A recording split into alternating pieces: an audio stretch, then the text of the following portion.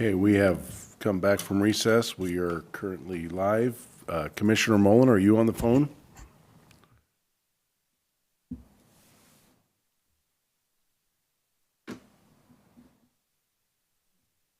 Commissioner Mullen, are you on the phone?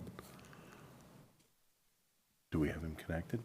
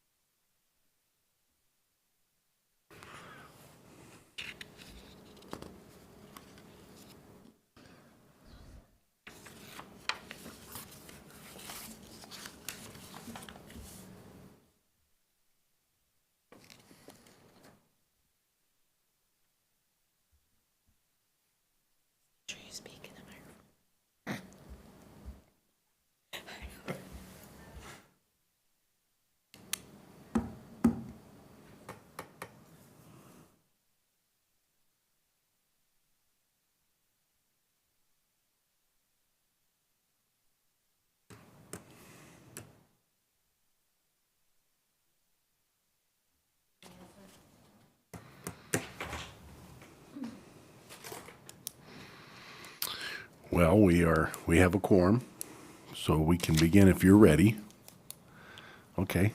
We're missing one too, so I guess it's all equal. Right? Well, we'll go ahead and begin then, if it's okay. Yes, yes, please. Good afternoon, Commissioners. Thank you for the opportunity to present this year's budget workshop with you. I'm Dave Wheeler, the Juvenile Court Administrator for Benton Franklin Counties. This is our presiding judicial officer, Judge Stam. And these are my notes just to kind of keep me on track. Just a brief overview of a couple of trends that I thought you might be interested in. You know, some of the things that we see come into the juvenile court, we have the criminal side, so referrals where a young person is involved in some kind of a criminal behavior, the police are involved, they make a report or make an arrest, send that to the juvenile court, we call that a referral.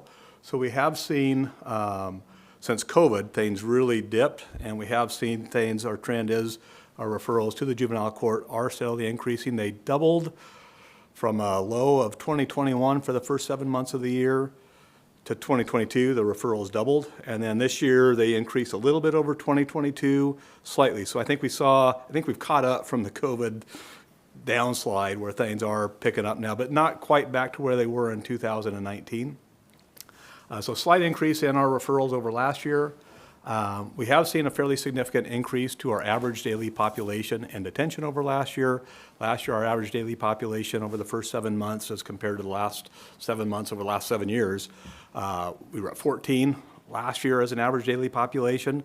We're at 23 right now this year, 2023, which would be January 1 through July 31st. So every year we have kind of a 7-year average that we look at the first 7 months of the year, how we're doing at several different data points. So we have seen our detention population increase from 14 to 23 right now. This morning, we have 25 young people in our juvenile detention center. Several of those are on some fairly significant charges. We have 6 in there on murder charges. 4 of those we're holding for the adult system. 2 of those are still waiting for a decision to be made. It's called a declination hearing to decide whether a case will be decided, whether that's in juvenile court or adult court. On the dependency side of things, our juvenile court also appoints what's called a guardian ad litem to serve as a child advocate in dependency cases where children have been removed from their parents for abuse or neglect. Our court rule prescribes appointing a guardian ad litem for children age 0 to 8. That's in place of an attorney. So it's a role or a function that our staff take on as opposed to having attorneys appointed for these children. We did see that system really swell during COVID. Our referrals to the court dependency process this year over last year have actually decreased, but the amount of children we're still advocating for have remained a constant over last year. So we did see those increase during the COVID years where we weren't able to have trials and move those cases forward. The court's working really hard, as I'm sure you'll hear later, about catching up with that backlog of cases, and our referrals have dipped a little bit. It just hasn't caught up yet in those cases being resolved for the children that we're advocating for. So just kind of a brief overview of some of the trends that we're seeing. The county split is pretty much identical operations-wise to what it was last year. I think there was just a slight percentage change, but negligible You have seen, and as I heard alluded to before the meeting, I'm sure you have a number of requests before you during this process. We are also in line for a request to our operation budget. One of the things that's really a driver there that's a concern that I want to bring to your attention today is the costs that we have incurred and continue to incur for our overtime and detention. As far as an operation, the only folks at our juvenile court that see overtime is our detention center. It's a 24/7. We're required to staff that. We need to staff it to maintain staff safety and security as well as for the juveniles that are there. And that really is where our costs are incurred right now. We've not seen an increase to that overtime budget since 2015. And just as kind of a visual, I took a look at what our line staff hourly rate was that we were paying out in 2015, that you see there at $16.55 an hour versus what we're paying out right now at $25.34 an hour. I know last year we were before the board, just giving our thanks for recognizing through a bi-county salary survey that took place last year, that provided a significant increase to those who are the lowest wage earners at the juvenile court. So we really saw that floor elevate where the ceiling not so much. But bringing that floor up did raise the rate, and we're seeing that play out now in our overtime costs. The supervisor, you see that there was an increase there from $21.46 to $27.94. Their floor didn't raise as much, so that gap between line staff and supervisor has narrowed considerably, which is causing us some other challenges in terms of finding people from within willing to promote to take on that kind of a headache when they're not making drastically more now than what they were, but that's a discussion for another day. I think the things today that were really exacerbating our challenges right now at operations were the overtime. And then the other factor that happened this year that added to that is the Teamsters raised some question about how we were calling staff in. We have what are called relief staff, people that aren't full-time employees of the juvenile court. If we have a position that all of a sudden somebody calls in sick or somebody wants to take a last-minute vacation, our shift supervisor would take a look at who we already had on for that shift, and if we already had a pretty solid crew, they would call somebody in first off of this relief list. And that was called the question. We met with HR. HR, through our conversations with the Teamsters, decided that we really needed to go to what's called a voluntary overtime list process, where all of our full-time bargaining unit employees could put their name on a list, which would guarantee them the first call to an open position in detention as opposed to the relief that are paid at a lesser rate. And so those two things happened this year that have increased what we're paying out in overtime. And I'm concerned where we're at right now. It's just not sustainable in the future, given what we're seeing. So anyway, you've seen our request for our operations over baseline is the $79,098 would be Franklin County's portion of that, with the overtime really being a primary driver there. A couple other things that I've noted on here, just in terms of, and I'm sure you're seeing this from your perspective as well as us, the cost of doing business has increased. So, a couple of things there I've noted on the right side under operations. Our cost to just secure the building, we contract with a provider, TCM, to provide security both, at the front door. We have a screener, that's there during our operations, as well as acting as courtroom security.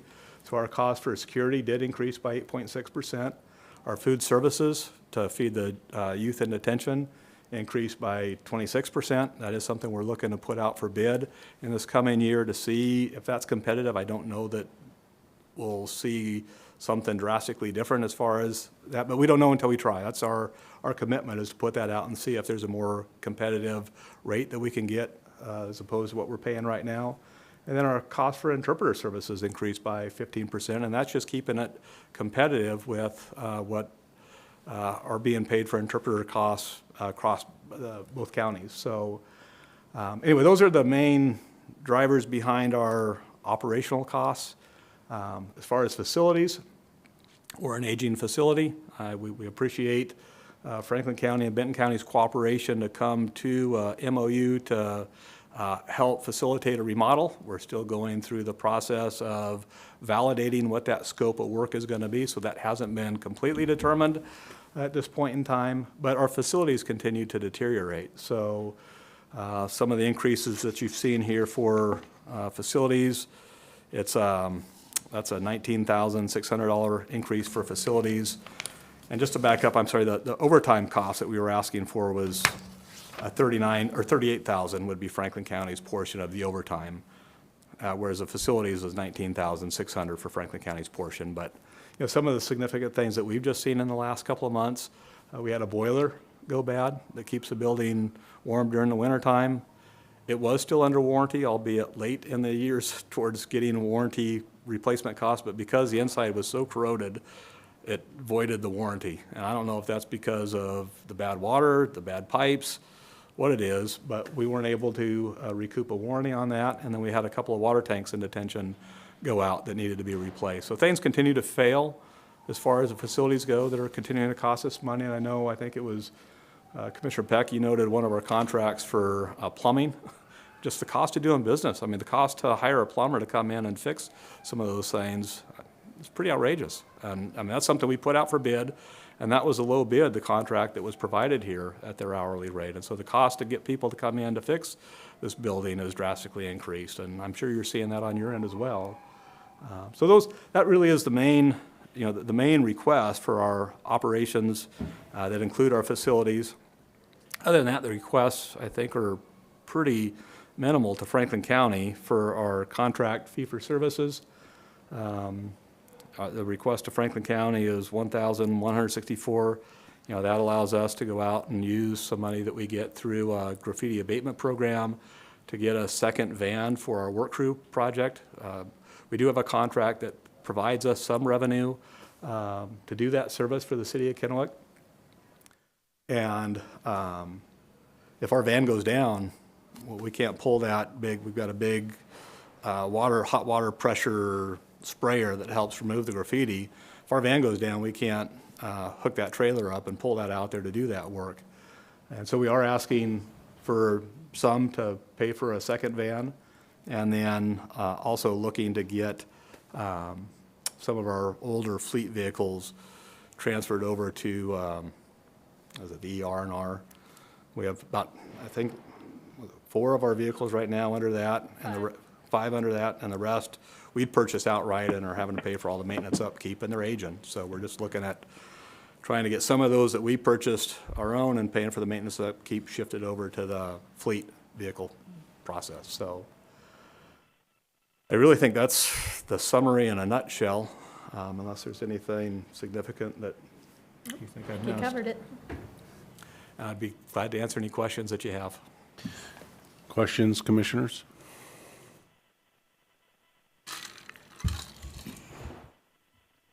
We did have a chance to meet with the courts this morning. Judge Burroughs was here, and it pretty evident that their capacity to serve their clientele, we'll call them, is well below what the statistics show for new cases coming in, and that's forward-looking, not even counting the COVID tail.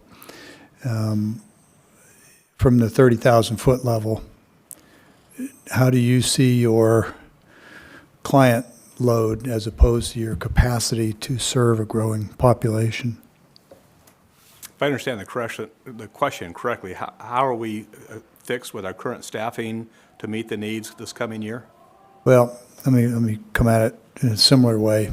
I think that the number of young people you're going to have to serve is going to continue to grow. I don't think that's a surprise to anybody. And I don't think that there's a linear equation when it comes to programs like this. If you double the number of clients, you need more than double the space, right? There's a linear increase there. And I'm pleased that you can continue to function on the kinds of resource levels you're talking about. But I'm seeing in a lot of other departments with our population growth and with, frankly, a resurgence of crime coming out of COVID, which has already recovered to previous levels as you briefed, and is growing. I just see the need and the demand continuing to increase, and today really isn't the day to talk about a long-range strategic plan. We've had those conversations about a facility, but I guess I'm just feeling like we need to be ramping up these operations in anticipation of a bigger facility, and trying to manage that gap between, well, manage the gap in terms of serving the clientele between now and the existing facilities that are failing, and when we get to that point with a new one.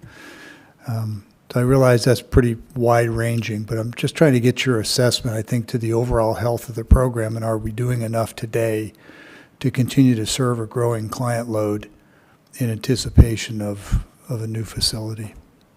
I think we are right now today, is my assessment. I think there's some caveats there that I would Sure. put out there.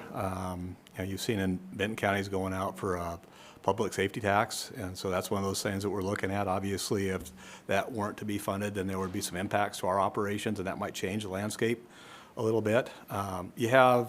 There's been a discussion in the legislature the last several years about raising the age of jurisdiction, and then that would be a completely different game changer, on where that lands. huge. So it's, some of those things are, it's kind of need to wait and see. Right now, I think some of those referrals, the crime trends, where they jump drastically, they seem to be tapering out a little bit now. So we'll see where that goes. I think we're okay right now. Some of the, with the building, we know that thing's on track for being remodeled. The amount of money that is required to provide, 2 functional courtrooms, getting the detention, up to code, isn't enough to cover everything. So things are gonna have to be broken up into phases, and probably the first phase is gonna focus mainly on detention and getting that building up to par, and with some building security upgrades to the front, but the front's not gonna look drastically different. So, but I think we're okay for today. But yeah, I don't have a crystal ball to what the future holds, knowing that there are some of these things that are gonna be, that could have a huge impact depending on how it goes. So those are a couple things I just bring to your attention. Well, I appreciate that. Really what I'm sort of juggling around in my mind is making sure that the various departments are staying healthy and are at least at a sustainment level. Because if you're already trailing as this growth curve is happening, and I don't think our growth is anywhere close to being done, then there's that much more catch up to do. And since we're talking about budgets and resources, it seems like the appropriate time to say, okay, how healthy do you feel for today's client load? Are you on par? Are you a little bit behind, a little bit ahead? And what I think I'm hearing you say is, sure, we'd like to have more, but we think we can get the job done where we are for now. I think, well, With the exception of the detention. the overtime, The overtime problem. we're drowning in overtime right now. Right. It's just drastic. Yeah, well, But that's not extra staffing, that's just trying to cover the staff that we have for their time off, whether it's sick or vacation. So it's just trying to maintain the coverage that we have. and what did you say you thought that cost would be? To Franklin County, Right, to address those overtime costs. right now, the request of Franklin County for the overtime is $38,718 Okay. for next year, for 2024. Okay. I'll just note that in the discussion this morning with the courts and with Judge Burrows, we talked about court reporters and, the difficulty in finding trained, experienced people who could do the job well. I think there's 2 positions that have been vacant for years because couldn't get them filled, and now using technology that is slowly but surely being adopted and accepted by attorneys in the courts. A good example of how those vacancies are hard to fill are now being translated into a lower cost option that seems to work. So do you have any critical sort of functional positions like that in your organization that are particularly difficult to fill? Or do you feel like you've been able to attract and retain the staff you need to do the job? Again, just going back to the health of the operation, and do you have any strengths or weaknesses, especially the weaknesses are what I'm focusing on? No, I think, the salary survey that we had last year did a lot, I think, to raise the foundation. And so Okay. where we were having a lot of turnover and detention, and we had a lot of open positions that we were having a hard time filling, we were able to fill all of our positions. Up until about a month ago, we had all of our positions in detention full, and then all of a sudden, just here recently, we've had a couple of folks move on, and so now we are in the process of filling positions again. But we feel pretty good about some of the candidates that we're getting apply for those positions. You know, Good. as far as the health of the operation, you see the difference between the line staff and the supervisor has narrowed, and that's creating some challenges for us right now. Sure. And then just so you know, in terms of our facility, one of the things I've heard from Benton County and their facilities director, Robert Blaine, who's been over here a few times, I think, to present, right now, we don't have, in terms of the maintenance of our facility, that thing has really deteriorated over time. It's not been given the amount of facilities, eyesight or oversight that it should have been, and so he keeps prepping me that at some point in time, once we get this remodel, our cost to maintain the facility is going to increase greatly. So I see that being one of those things that's currently out of balance. It's not getting the attention that it probably needs. We're left to try to juggle these budget decisions between the facility and getting things done that are just urgent as opposed to keeping up. And that's something he's pointed out when Benton County takes over that, it's going to become, that's a priority that's going to have to get corrected. Yeah. But Well, just that's- looking down the road. That's certainly an identified weakness, and hopefully we're on a path to fix that. And I'll just close by saying that I have found, especially for myself, it's easy to get down into the nuts and bolts because I love those details and the analysis of it. And sometimes I forget to simply ask the obvious question is, overall, as the leader of the organization, how do you feel about the health and your ability to carry out your mission? And what I've heard you say is, yes, we can always use more. Yes, we still have some weaknesses, namely the facility, but it's being addressed, and we think for now we're fine, so long as we can get a little extra funding for overtime. And to That of- maintain of- our contracts that are Right. critical. Yeah. That's those things are growing. Okay, well, I know you put a fair amount of time into these, and you come and you talk to us, and I just want to make sure I'm walking away with the right picture. Okay, thanks. Does that sound accurate? Correct. She's the one that gets she lives with the big money headaches. Yeah, Yeah, we just need to make you aware that, it'll be ugly if we don't get more money for OT, or I guess that would be the only thing is, in the professional services, we cannot maintain the contracts we have with the money we have. We will have to cut, obviously interpreters can't be cut, that's something Oh, necessary. microphone. We can't, of course, we can't have court hearings without an interpreter if, a youth needs it or a parent during a dependency case, we can't do it. Yeah. We need security, we need to feel safe, and we need to be safe. And then the food service, we have to feed the kids. And that's apart from our medical needs. I didn't even include that, but obviously medical is very expensive. So and those are the big ticket items. yeah. So, Okay, that's all I've got. Glad to hear that you're on par for now, Thank you, with Commissioners. with a little help. With a little help, yeah, from our friends, right? Commissioner Mullen, are you there? I don't think he rejoined us, so. I was just seeing if he had any questions. Oh, there he is. I Yeah. have no questions at this time. Okay. All righty, well, I really appreciate you coming in, and at some point in time, the overtime's gonna warrant another employee, won't it? I think right now, we're okay with the staffing that we have. Right. There is some discussion, just to put out there, in this new model that they're looking at doing. Right now, we have an indirect level of supervision, and there's this call to move to what's more of a direct model of supervision. And right now, there's a staff survey report being done by the architects to decide whether or not our staffing's adequate or whether or not we would need some additional support. That hasn't been completely determined. Yeah. But I think we're okay right now with our staffing. It's just a matter of, when we have somebody that's off, we need to bring somebody in to fill it. And we're just trying to maintain our current staffing, and that's, the overtime's reflected in just maintaining our current staffing. And just so the commissioners do know, we have had an ongoing dialogue with the Teamsters. We have brought to their attention the potential impacts, some of the decisions that have been made. And we have made some agreement to, at night, run short and not fill shifts. So we are doing what we can, as long as we don't think it's going to jeopardize our staff safety, to try to minimize some of this. So we are currently, during our night shift, between the hours of 10 o'clock and 6 a.m., if one of our staff, is sick or on vacation, we're not filling one of those positions to run short during that time. So we are just, so I didn't say that earlier, but we are trying to take some measures to reduce this where we think we safely can, so. Well, But I don't think that calls for an extra staff necessarily. It's just Right. a matter of paying for the coverage when they're off.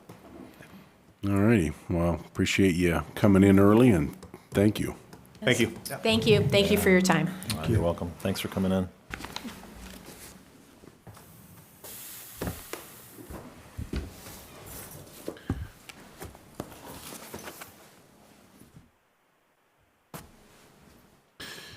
So Tim, is there anything else we need to go over today?